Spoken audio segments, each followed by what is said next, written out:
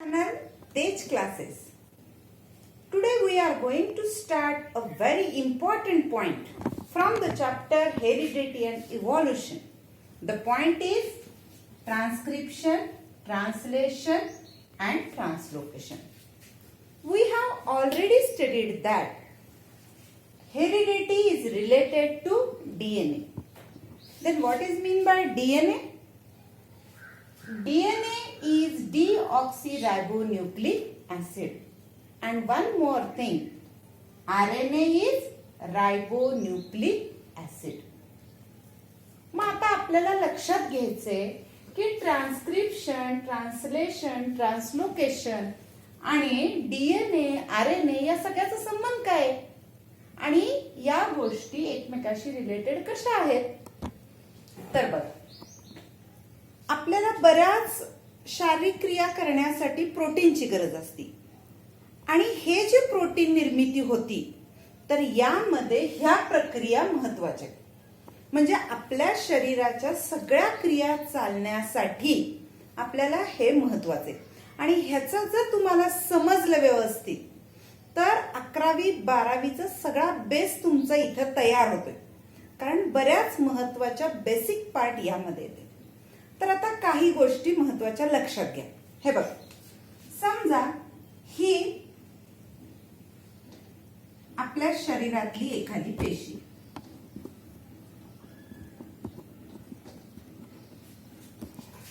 आणि या पेशीमध्ये न्यूक्लियस आहे.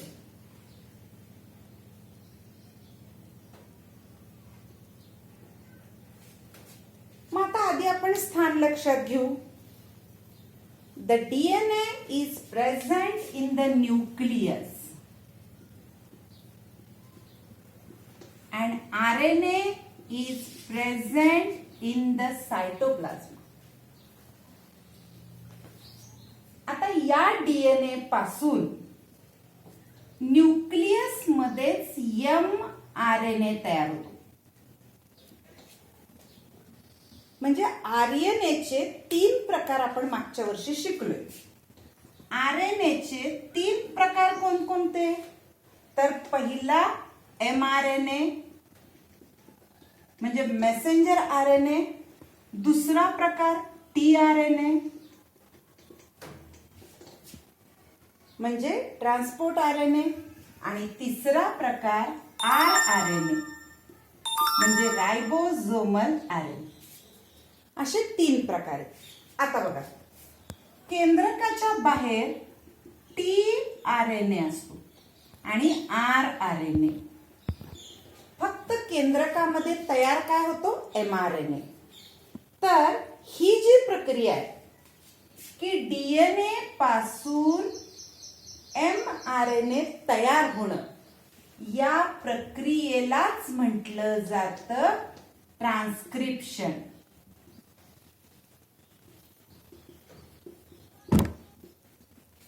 केंद्रकामध्ये डीएनए पासून एमआरएनए तयार होण्याची जी प्रोसेस आहे त्याचंच नाव आहे ट्रान्सक्रिप्शन. मग ज्यावेळी एमआरएनए तयार होतो तर हा एमआरएनए बाहेर येतो. कुठं बाहेर? तर या सायटोप्लाझ्मामध्ये. आणि या एमआरएनए पासून प्रोटीन निर्मिती होती.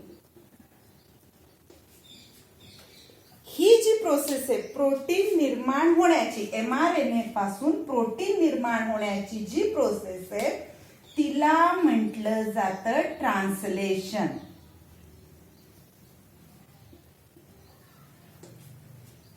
बघा किती सोपा भाग आहे. डीएनए पासून न्यूक्लियस मध्ये एमआरएनए तयार होण्याची प्रोसेस म्हणजे ट्रान्सक्रिप्शन. तयार झालेला एमआरएनए बाहेर येतो आणि सायटोप्लाझ्मामध्ये न्यूक्लियसच्या बाहेर येतो आणि एमआरएनए पासून प्रोटीन निर्मितीची जी प्रोसेस आहे तिला म्हटलं जातं ट्रान्सलेशन. आता या ज्या 2 प्रोसेस आहेत कोणकोणत्या? ट्रान्सक्रिप्शन आणि ट्रान्सलेशन. या दोन्ही प्रोसेसला मिळून म्हटलं जातं सेंट्रल डोग्मा.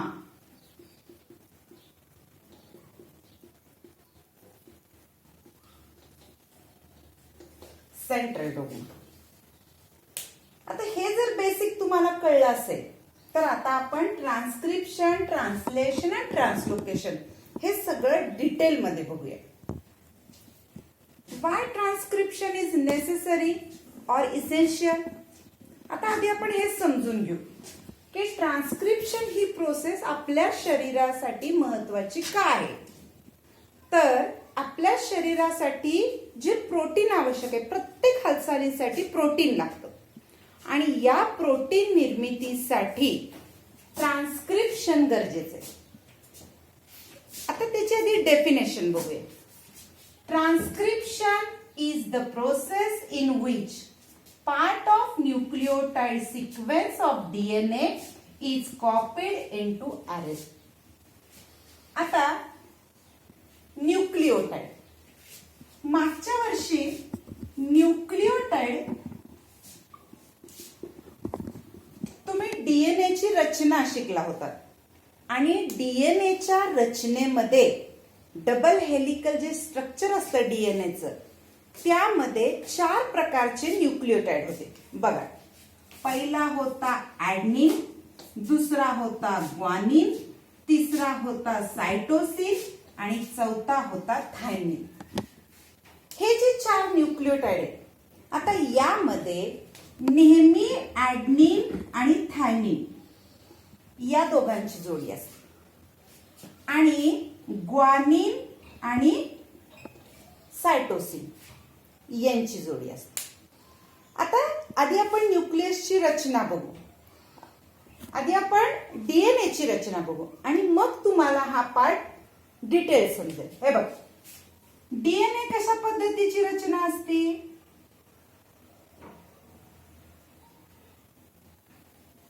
या पद्धतीची. याला आपण नाव पण दिले की डबल हेलिकल स्ट्रक्चर. आता समजा हा जो एकमेकात ट्विस्ट आहे, आता प्रोसेस होणार आहे ट्रान्सक्रिप्शनची. तर यामध्ये आपण काही भाग अनट्विस्ट करू, म्हणजे हा थोडासा भाग अनट्विस्ट झाला, पुढे आहे तसं चाललंय ते. आता यामध्ये हे जे न्यूक्लिओटाइड्स आहेत याचा सिक्वेन्स कशाही प्रकारचा असतो. बघा, समजा सुरुवातीला ऍडनिन आहे, नंतर सायटोसिन आहे, नंतर थायमिन आहे, नंतर परत ऍडनिन असेल, परत थायमिन असेल, नंतर ग्वानिन असेल, असा एक सिक्वेन्स आहे असं लक्षात घेऊ.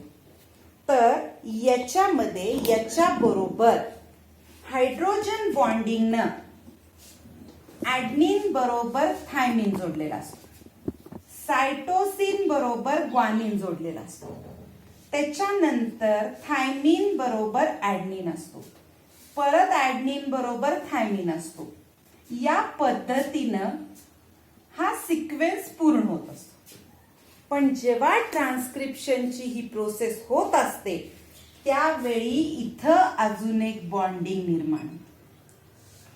हे बॉन्ड्स ब्रेक होतात आणि याच्या जोड्या परत इथे येतात.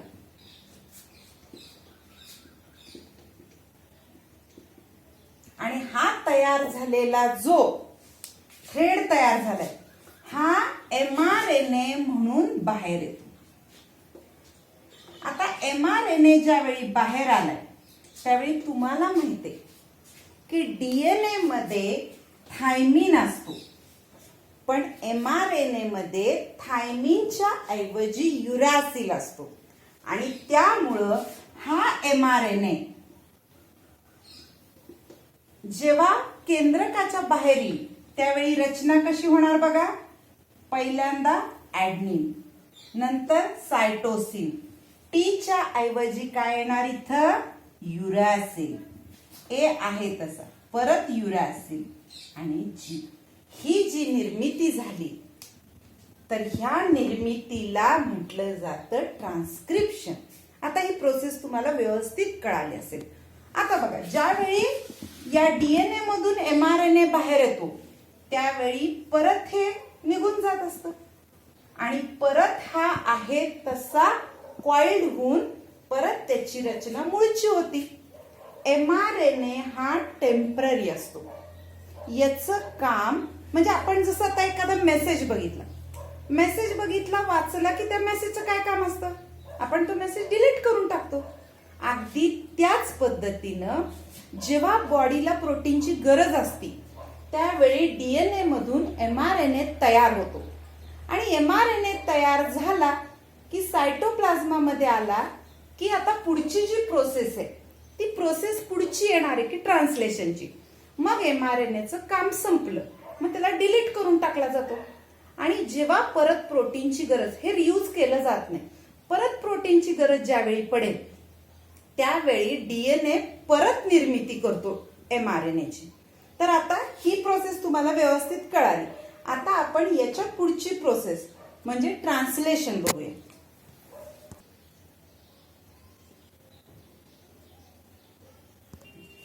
आता ट्रान्सलेशन बघताना तुम्ही बघितलं की डीएनए मध्ये म्हणजे केंद्रकामधून mRNA केंद्रकाच्या बाहेर म्हणजे सायटोप्लाझम मध्ये आला. आता ट्रान्सलेशन प्रोसेस समजण्यासाठी आपण हा भाग बघू. हा mRNA. आता समजा यावर या पद्धतीचे जे आता आपण सिक्वेन्स पाहिला होता तर या पद्धतीनं न्यूक्लिओटाइड्स आहे.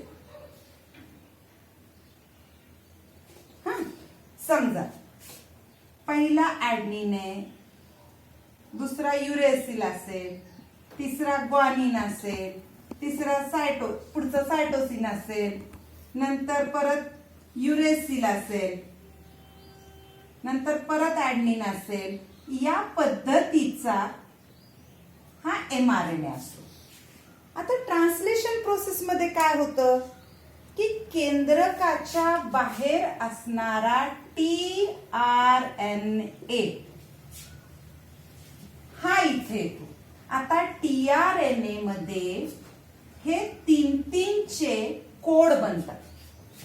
3-3च्या कोडला शब्द आहे ट्रिपलेट कोडॉन. ट्रिपलेट कोडॉन म्हणजे 3-3चे कोड. हे कशासाठी आवश्यक आहेत तर आपण बघितलं what is mean by translation बघितलं तर त्यामध्ये mRNA पासून प्रोटीनची निर्मिती म्हणजेच कोणती प्रोसेस झाली ट्रान्सलेशन. मग आता प्रोटीन निर्मिती करताना अमिनो ऍसिड आवश्यक आहे. तर आतापर्यंत एकूण 20 अमिनो ऍसिडचा शोध माहिती आहे. मग कुठलाही सजीव असू दे, प्रत्येक सजीवामध्ये प्राणी असू द्या वनस्पती असू द्या सगळ्यामध्ये 20 टाईपचे अमिनो ऍसिड आहेत. मग हे अमिनो ऍसिड तयार होताना काय असतं की tRNA हे 3-3चं कोडॉन हे बघ या प्रकारची त्याची रचना असते आणि याच्यामध्ये अँटीकोडॉन असतो. आता हा tRNA इथे येतो, त्याचा जो कोड असेल त्या कोडला तो बरोबर अँटीकोड केला जातो आणि इथं हा प्रोटीन मॉलिक्यूल निर्माण केला जातो. मग याचं काम संपलं, हा निघून जातो. हा निघून गेला, हा अमिनो ऍसिड मात्र इथंच राहतो. मग पुढचा आहे, पुढचा पण 3च्या गटाने आणि या पद्धतीनं इथे एक अमिनो ऍसिड तयार होतो आणि मग हे सगळे अमिनो ऍसिड जे तयार होतात यांची साखळी तयार होते आणि ही साखळी म्हणजेच प्रोटीन निर्मिती. आता ही प्रोटीन निर्मिती झाल्यावर या mRNAचं काही काम उरत नाही. हा mRNA त्यातून डिस्ट्रॉय केला जातो आणि ही निर्मिती. तर आता ह्या ट्रान्सलेशनची आणि बघा हे 20 प्रकारचे जे अमिनो ऍसिड आहेत त्याच्यापासून कोट्यावधी प्रकारचे प्रोटीन्स तयार होतात. कसे काय तर जसे ABCD हे 26च लेटर्स आहेत पण याच्यापासून पूर्ण अख्खी लँग्वेज तयार होते, किती अगणित शब्द तयार होतात. तर सेम त्याच पद्धतीनं या 20 अमिनो ऍसिड पासून कोट्यावधी प्रकारचे प्रोटीन्स तयार होतात. तर आता आपण आधी ट्रान्सलेशनची डेफिनेशन पाहूया. आता ट्रान्सलेशनची डेफिनेशन काय ते बघा, जसं आपण समजून घेतलं त्या पद्धतीने. Translation is the process of translating the sequence of messenger RNA molecule to the sequence of amino acid during protein synthesis. म्हणजे ज्यावेळी प्रोटीनची निर्मिती होती त्यावेळी मेसेंजर मधला सिक्वेन्स हा अमिनो ऍसिड मध्ये ओळखला, म्हणजे अमिनो ऍसिडच्या सिक्वेन्सशी ओळखला जातो, तर त्याला म्हटलं जातं ट्रान्सलेशन. आता हे कुठं प्रोसेस थांबती, तर mRNAचा शेवटचं एक टोक असतं, तर तिथपर्यंत ही प्रोसेस चालू असते आणि ते एका टोकापासून लास्टच्या टोकापर्यंत जाणं म्हणजेच लास्टची ट्रान्सलोकेशन. मग आता आपण ट्रान्सलोकेशनची डेफिनेशन बघूया. Now see the definition of translocation. In genetics the movement of a portion of one chromosome to another in protein synthesis is called translocation. म्हणजे एका टोकापासून दुसऱ्या टोकापर्यंत जे डिकोडिंग चालू असतं पूर्ण, त्या सगळ्या प्रोसेसला मिळून म्हटलं जातं ट्रान्सलोकेशन. आता हे जे तुम्ही पाहिलं की mRNA वर कोड असतात, 3-3चे गट असतात, त्याला ट्रिपलेट कोडॉन म्हणतात. याच्यावरून tRNA वर अँटीकोडॉन असतात, ते त्याला काय करतात, ओळखतात आणि अमिनो ऍसिडची निर्मिती होती आणि अशा अमिनो ऍसिड जोडून प्रोटीन तयार होतो. आणि ही जी सगळी प्रोसेस एका टोकापासून दुसऱ्या टोकाकडे जाताना कधी कधी काय होतं की त्यातला एखादा सिक्वेन्स चेंज होऊ शकतो. म्हणजे कसं बघा की समजा आधी ए असेल, मग यू असेल, मग जी असेल, असा हा ट्रिपलेट कोडॉन आहे. पण चुकून जीच्या ऐवजी तिथं जर सी आला तर काय झालं, चेंज झाला हा. मग अँटीकोडॉनला तो ओळखला जात नाही आणि मग जी प्रोसेस घडती तिला म्हणतात mutation. What is mean by mutation? Sometimes any nucleotide of the gene changes its position that causes a minor change which is nothing but mutation. आता मग या म्युटेशन मुळे काही जेनेटिक डिसऑर्डर तयार होतात. कधी कधी हा म्युटेशन मायनर असू शकतो, कधी कधी हा मेजर असू शकतो. म्हणजे बघा आपल्या रक्ताच्या सेलमध्ये हिमोग्लोबिन असतं, या हिमोग्लोबिन मधला काही एखादा सिक्वेन्स चुकला की जे म्युटेशन निर्माण होतं त्याच्यामुळं तयार झालेला जो जेनेटिक डिसऑर्डर आहे तो सिकल सेल अॅनिमिया. म्हणजे हे म्युटेशन किती मोठी उत्क्रांती घडवतात बघा की पुढच्या पिढीमध्ये पूर्णपणे वेगळ्या पद्धतीनं हा ऑर्डर जात असते.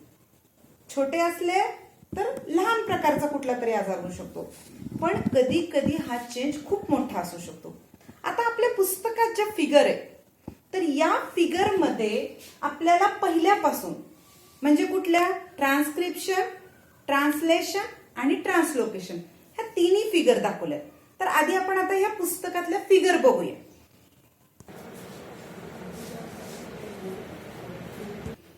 मराठी है ना.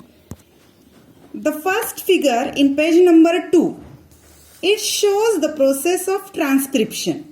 इथे बघा हे जे गोल दाखवले हे केंद्रक आहे आणि आपण जसं मगाशी फिगरमध्ये डीएनए दाखवला होता की त्याचं ट्विस्टिंग काढलं होतं, तर या पद्धतीनं ट्विस्टिंग निघून हा mRNA तयार होण्याची ही प्रोसेस आहे. आता दुसरी फिगर बघा. आता ह्या दुसऱ्या प्रोसेसमध्ये या केंद्रकामधून बाहेर आलेला mRNA दाखवलाय आणि मग tRNA इथं 3-3चं कोडिंग करतोय. अँटीकोडॉन, याला अँटीकोडॉन आहे आणि हे या सिक्वेन्सला ओळखतात. ही प्रोसेस आहे, हिला म्हटलं जातं ट्रान्सक्रिप्शन आणि या टोकापासून या टोकापर्यंत ही प्रोसेस चालू असते. त्याला म्हटलं जातं ट्रान्सलोकेशन. आता लास्टची फिगर बघा. आता इथं हा जो तयार झालेला हे कोड ओळखलेले, पण काही वेळेला एखादा कोड यामधून स्वतःची जागा बदलली की हे झालं म्युटेशन. आता माझ्याकडे जे पुस्तक आहे यामध्ये सगळी नावं मराठी मीडियमला आहेत. आपल्या पुस्तकामध्ये याची नावं आपल्याकडे आहेत. तुम्हाला मराठी नावांची गरजच नाही. तुम्ही आहे ते ट्रान्स्क्रिप्शन, ट्रान्सलेशन आणि ट्रान्सलोकेशन आणि म्युटेशन हाच भाग लक्षात घ्या. तर आज आपण बऱ्याच महत्वाच्या डेफिनेशन, बऱ्याच महत्वाच्या टर्म्स बघितल्या. जितकं सोपं करून सांगता येईल तेवढं आपण सोपं करून यामध्ये सांगितलेले. तर आता विद्यार्थी मित्रांनो, हा भाग तुम्ही लिहून पण काढा. एकदा दोनदा व्हिडिओ बघा. जर यातला काही भाग अजूनही अंडरस्टँड झाला नसेल तर माझा फोन नंबर खाली दिलेला आहे, त्यावर तुम्ही फोन करू शकता किंवा कमेंटमध्ये तुम्हाला ज्या शंका आहेत तर त्या शंका पण तुम्ही टाकू शकता. आता आपण पुढच्या व्हिडिओमध्ये पुढचा पॉइंट डिस्कस करूया. धन्यवाद.